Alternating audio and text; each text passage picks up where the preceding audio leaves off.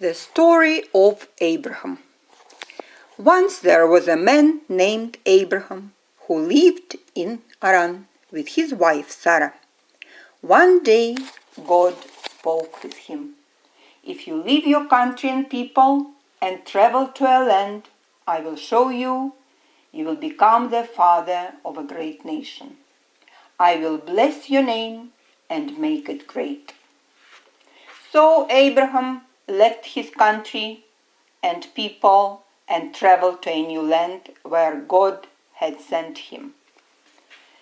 The land of Canaan, where God had sent Abraham, was good to him, and Abraham grew rich in cattle, gold, and silver.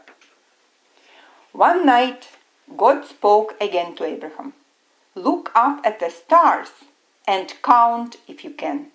Your people will be as many as the stars in the sky." Abraham looked sad. "But I have no sons, and Sarah and I are too old to have children." "You must have faith in me," God replied.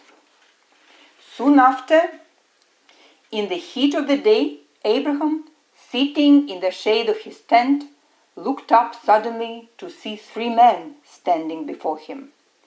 Abraham sent for some water.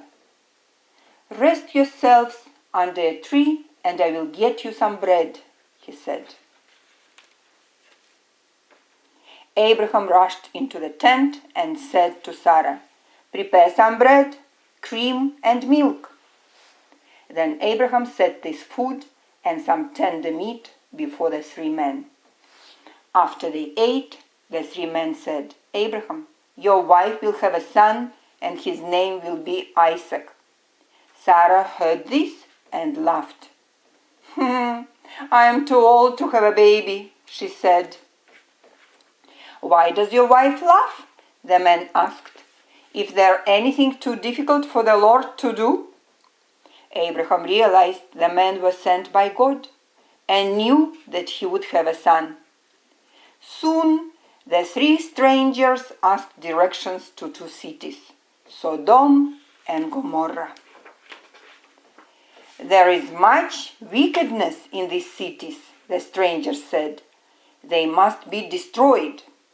Abraham was worried because his nephew Lot lived in the cities, so he pleaded with God. "Will you spare these cities if you can find good men that live there?" God said that he would save the cities if he could find 10 good men that lived there, but the cities were so wicked that 10 righteous people could not be found.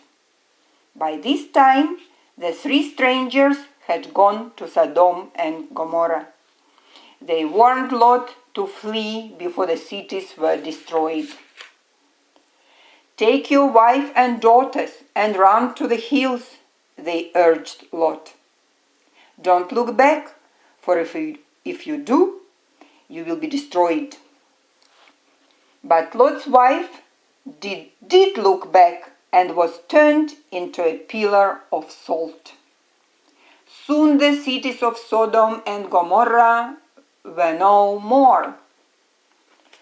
Months later, the strangers' promise came true.